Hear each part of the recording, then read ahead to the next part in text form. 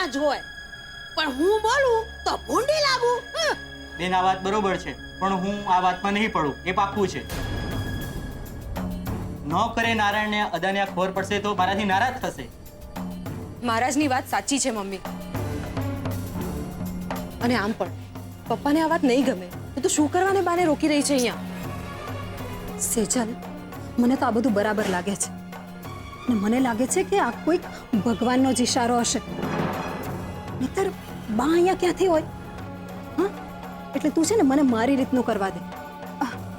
મહારાજ, તમે ચિંતા નહીં કરો.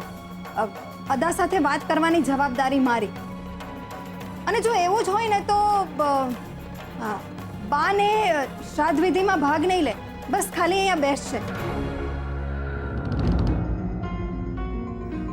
માની જાવ ને, હું હાથ જોડું છું તમને. શ્રાદ્ધ વિધિ બાપુજીની હોય ને બા જ ગેરહાજર હોય તો મને એવું લાગે છે કે વિધિ થશે, પણ પિતૃદોષ નિવારણ નહીં થાય. ઠીક છે, આ વાત હાથમાં ઉછળશે તો જવાબદારી તમારી. આવો બેસો.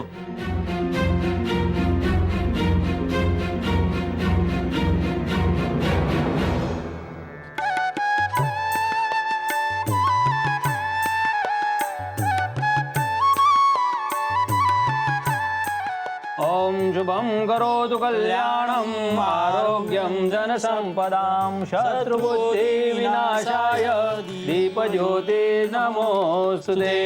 ओम भो दीप दीप देव स्वरूपस्त्वं कर्म साक्षी व्यगुता स्यावत पूजा पितृकर्म तावत तम संस्थिरो भवः।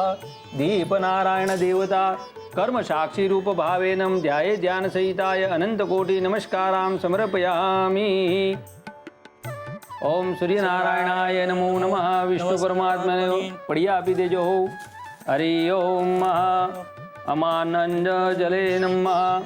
पितृनारायण देवता तृप्ति अर्थे नमः समर्पयामि।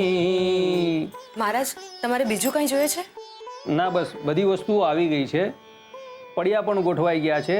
હવે ખીર પૂરી આવે એટલે આપણે શ્રાદ્ધની ક્રિયા શરૂ કરીએ. સારું થયું બીજલ, તું પણ આવી ગઈ. અને કિંજલ, તારા પપ્પા અને ગુલાબ ક્યાં છે?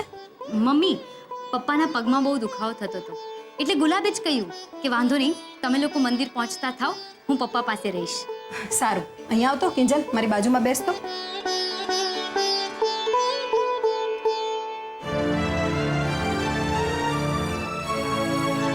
કિંજલ, તું છે ને ખોટે ખોટો તારા પપ્પાનો પક્ષ લેવાનું રહેવા દે. મને બરાબરની ખબર છે કે એમને અહીંયા આવવું જ નહોતું. મમ્મી, એવું કંઈ નથી ને એ વાતની તને પણ ખબર છે. અને તને પહેલાથી જ ખબર હતી ને કે આ વિધિમાં અમે ત્રણે જ બેસવાના છીએ. પપ્પા આમાં ક્યાંય ભાગ નહીં લે. બેન, વિધિની તૈયારી થઈ ગઈ છે. હવે વિધિમાં કોણ બેસવાનું છે બોલાવો એ ભાઈને. મહારાજ, વિધિમાં અમે ત્રણે બહેનો બેસવાની છીએ.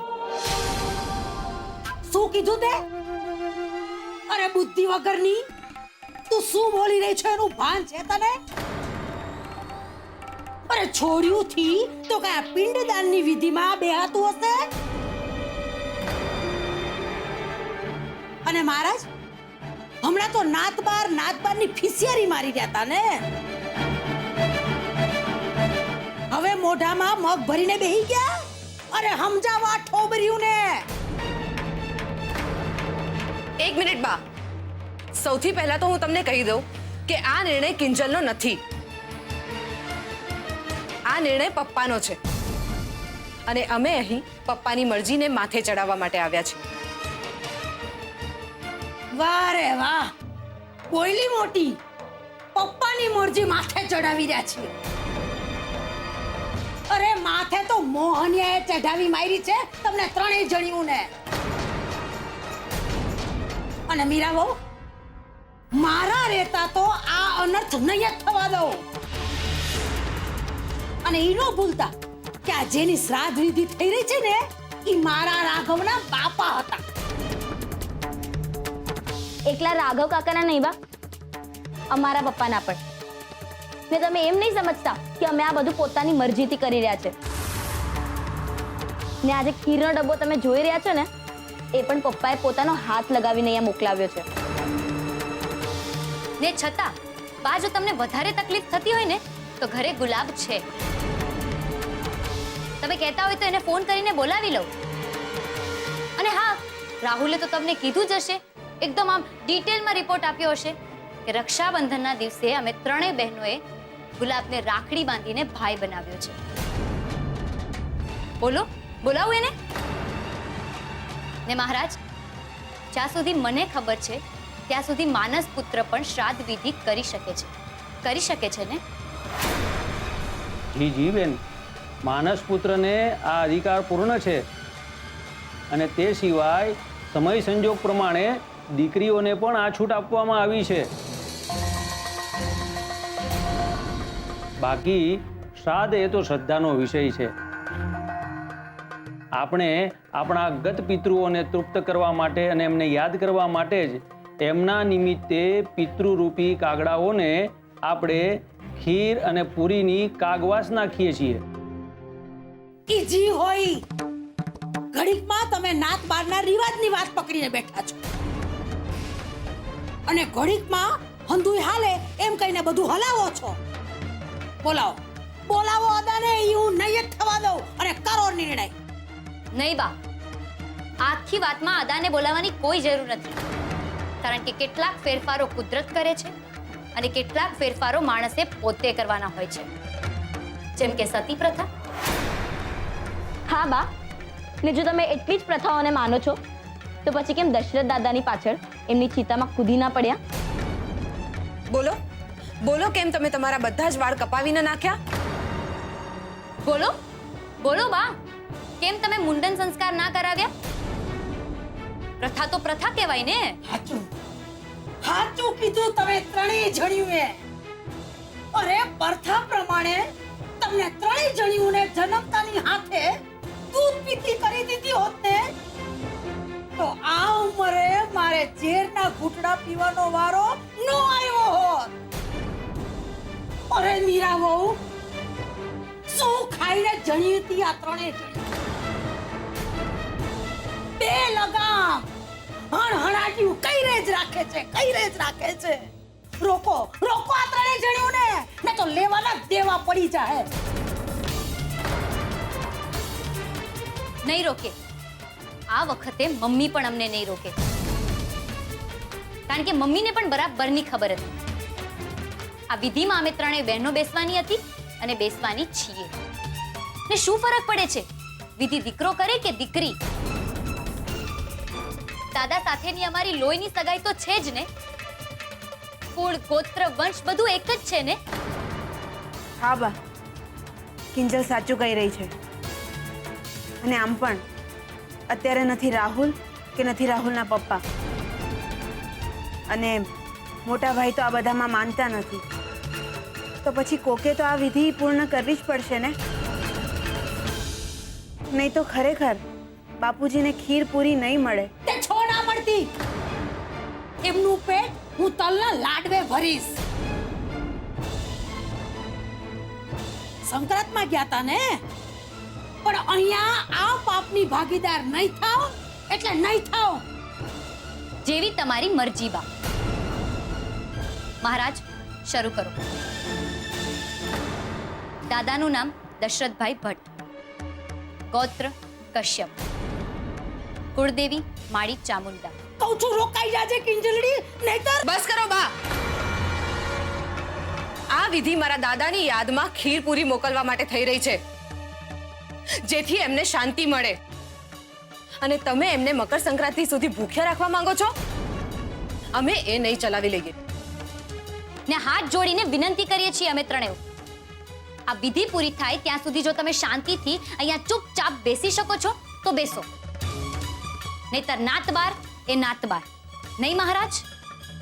મંજૂર છે મને. નાત બાર રહેવાનું આ ભવાનીને મંજૂર છે, પણ આ છોડીઓના હાથેથી વિધિ મને લગી રહી મંજૂર નથી.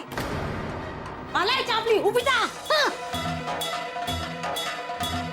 હાલે, આ પિતૃદોષ ઓછો નડે છે કે હવે આમાં વધારે ઉમેરો કરીએ? હાલ ધરબી કીધા. પણ બા વાડીની ઊભી થા ને આમ. અરે બા, મારી વાત તો સાંભળો. તું શાંતિથી બેસી. મહારાજ, વિધિ શરૂ કરો. બીજો ખીર. ઓમ પવિત્રમ પિતૃ આશ્રવસ્તાંગતો પીવાય સ્મરેત પુંડરીકાક્ષ સભાયામ્યંતર શુચિઃ દેશકાલપાક સંપ્રદસ્તુ. ઓમ અનાદિ નિધનો દેવ શંખચક્ર ગદાધર અક્ષય પુંડરીકાક્ષ પિતૃમોક્ષ પ્રદો ભવઃ. અસીત પુષ્પ સંકાશમ કૃષ્ણવાસે અચ્યુતમ કૃષ્ણ કૃષ્ણ કૃપાલુતમ અધીનામ ગતિર્ભવઃ. શ્રી વિષ્ણુ પરમાત્મને પિતૃનારાયણ દેવતાભ્યો નમઃ. અન્નમ સમર્પયામિ.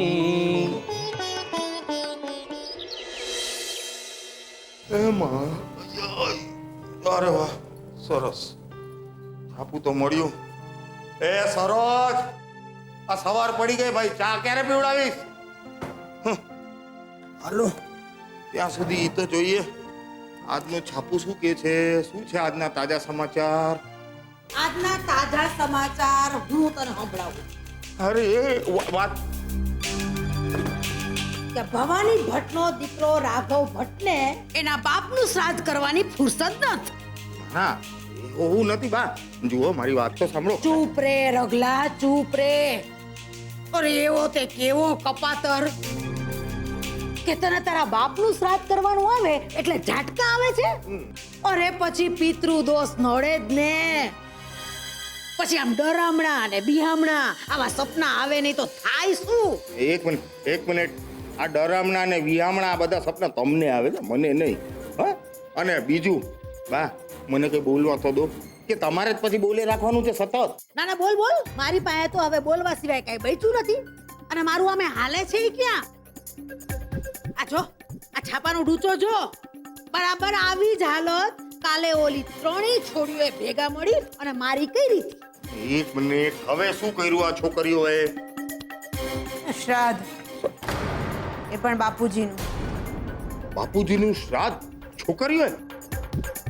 હા, કેવી રીતે બની શકે બા? હું ઈ જ કહું છું કે ઈ કેવી રીતે બને.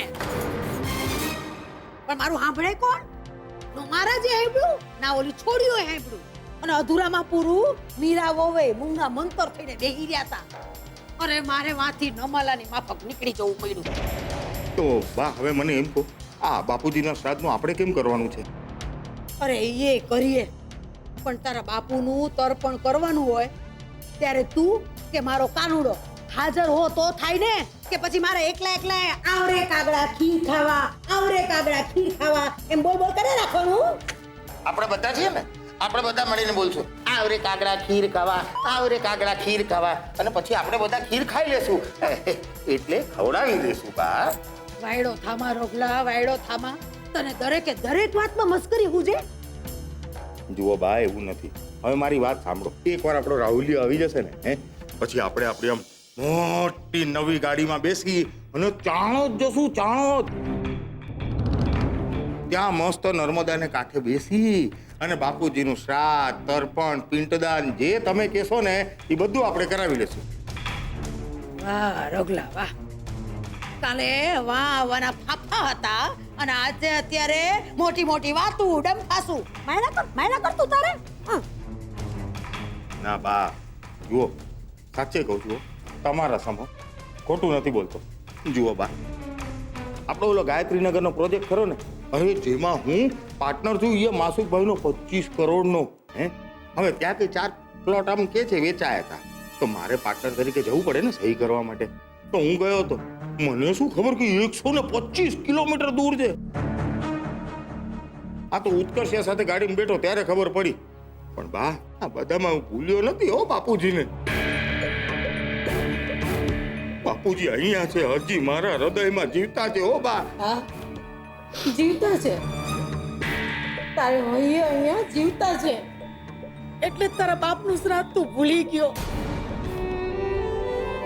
બાકી મારે મનજી મરી પરવાઈ રહેશે ને, એમને બરાબર યાદ રાખી અને વિધિ.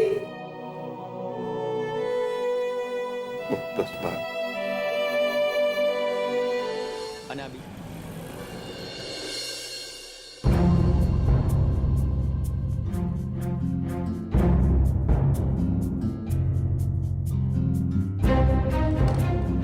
લ્યો બેન, મહાદેવભાઈની ઓળખાણને કારણે ચપટી વગરતા કામ થઈ ગયું. નહીંતર આટલી માહિતી મેળવતા કમસે કમ 10 દિવસ થાય. થેન્ક યુ ભાઈ. મહાદેવ કાકાએ પણ એ જ કહ્યું કે તમે છો એટલે વાંધો નહીં આવે. ને ભાઈ, તમને વાંધો ના હોય તો હું અહીંયા બેસીને આ કાગળિયા ચેક કરી શકું? હા, કોઈ જ વાંધો નહીં. શાંતિથી બેસો અને બધું જોઈ લો. અને કોઈ પણ પ્રશ્ન જેવું લાગે ને તો મને પૂછજો. હું બેઠો જ છું ને. બેસો તમે. ચોક્કસ.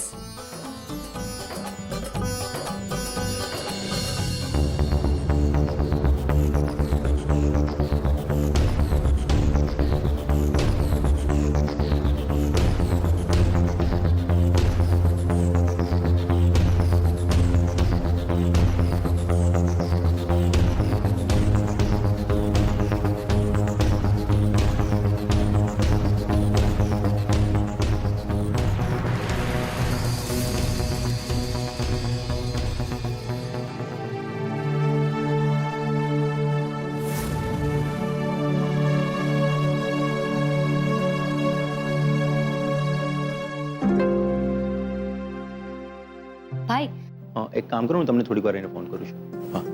હા બોલો બેન. આ મને જરા સમજાયું નહીં. સમજાવો ને. શું નથી સમજાતું, બતાવો તો.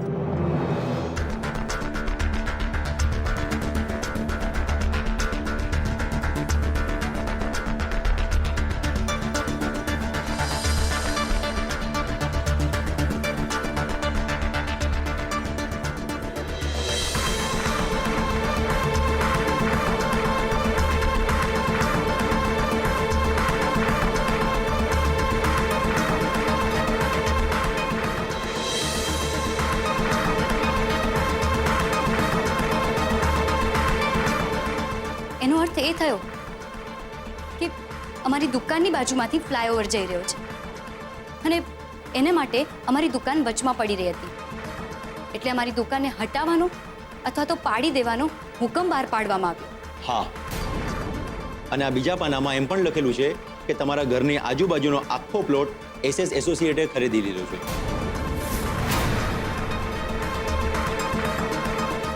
એટલે આજે નહીં તો કાલે અમારું ઘર પણ ખાલી કરાવી દેવામાં આવશે. હા.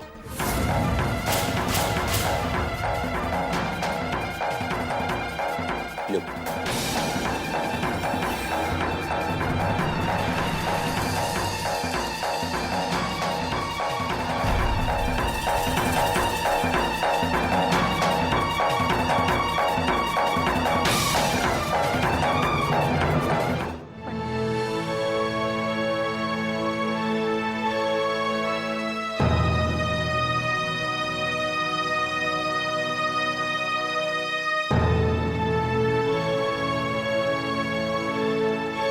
કિંજલ બેટા,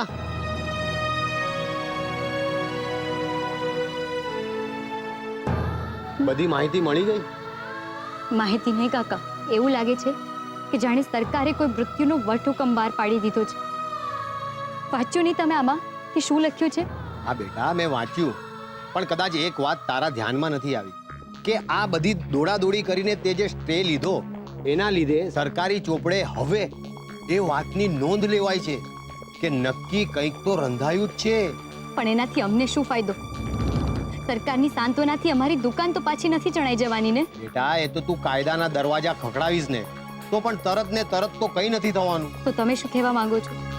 અમારે હવે કેસ પણ નહીં કરવાનો? ના, કેસ તો કરવો જ રહ્યો, કારણ કે તમારા સ્ટેને કારણે સરકારે ફરજિયાત તમને કંઈક ને કંઈક તો વળતર ચૂકવવું જ પડશે. પણ કાકા, નોટિસમાં તો એમ લખ્યું હતું કે અમારી દુકાનના બદલામાં વળતરમાં અમને કંઈ નહીં મળે. હા, તારી વાત સાચી છે, પણ નોટિસમાં એમ લખાયું હતું કે દુકાન ગેરકાયદેસરની છે. અને આ તારા કાગળિયા અને સ્ટે પરથી એ વાત સાબિત થઈ ગઈ છે કે દુકાન કાયદેસરની છે. એટલા માટે સરકારી ફ્લાયઓવરના કપાણની સામે સરકારે તમને વળતર ચૂકવવું જ પડશે. પણ મહાદેવ કાકા, આ ફાઇલમાં તો અમારું ઘર ખાલી કરાવવાની વાત પણ લખી છે. કોઈ SS એસોસિએટ્સે ઘરની આસપાસ 2 એકર જગ્યા ખરીદી લીધી છે. એટલે જ આપણે આપણું ઘર પણ ખાલી કરવું પડશે.